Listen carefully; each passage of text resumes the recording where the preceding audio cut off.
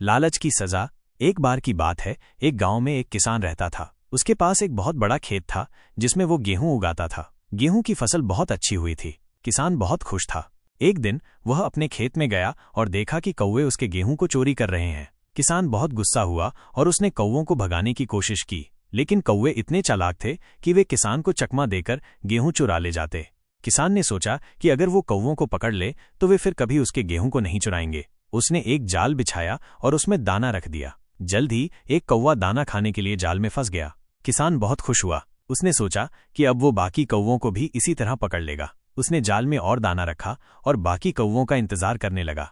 थोड़ी देर बाद एक बूढ़ा कौवा आया। उसने दूर से ही जाल देखा और समझ गया कि किसान ने उसके लिए फंदा बिछाया है। उसने बाकी कौवों को आवाज लगाई और उन्हें जाल से दूर रहने के लिए कहा। बूढ़ा कौवा बोला, बच्चों, लालच बुरी बला है। किसान ने हमें फंसाने के लिए ये जाल बिछाया है, हमें इससे दूर रहना चाहिए।